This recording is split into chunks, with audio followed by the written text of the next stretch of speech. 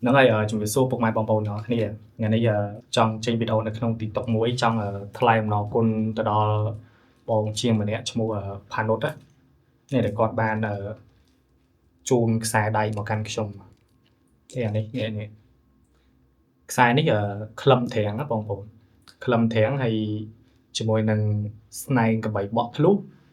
រួមជាមួយនឹងស្នែងកបីខោលគាត់បានជូនមកកាន់ខ្ញុំអញ្ចឹងណាហ្នឹងហើយអរគុណបងប្រុសខ្លាំងមែនទែនហើយជូនពរឲ្យបងរកស៊ីទទួលទានមានបានហើយរបស់នេះខ្ញុំទទួលបានហើយបងហើយខ្ញុំទៅតែដាក់ប្រសិទ្ធិមួយហើយមិញ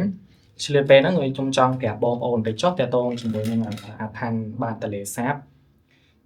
បើសិនជាបងប្អូនទទួលបានពីលោកគ្រូឯងកុំភ្លេច comment នៅខាងក្រោមផងហើយចំពោះបងប្អូនណាដែលមិនទាន់បានក៏កុំភ្លេច comment នៅខាងក្រោមដូចគ្នាសួរខ្ញុំសួរលោកគ្រូអញ្ចឹងដោយសារតែឥឡូវគឺគាត់កំពុងតែសាងតតែនេះខ្ញុំសាងខ្លួនឯងមិនសម្រាប់ជាបើខ្ញុំធ្វើទុកឲ្យបងប្អូនខ្ញុំទេហើយតើតងជាមួយនឹងក្លឹមត្រាំងនេះពពុះខ្មោចពពុះព្រាយពិសាចពពុះអ្នកតាវាខ្ពើមហើយវាខ្លាចហើយជំនឿស្នែងកបីបក់ធ្លុះនេះក៏បងប្អូនបានដឹងបានស្គាល់បានឮរួចហើយវាក៏ការពារអំពើពន់ដូចគ្នាអានេះពិសេសបើយើងបានប្រសិទ្ធិចម្រើនវាទៀតគឺល្អខ្លាំងមែនទែនហើយបើសិនជាបងប្អូនចង់សាងជា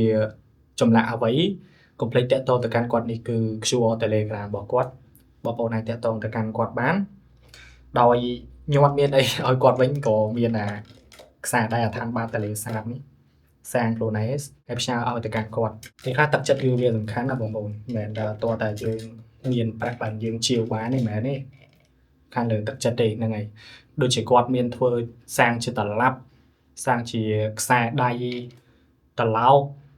និយាយទៅប្រភេទជាកលឹងកម្មចឹងគឺគាត់មានទាំងអស់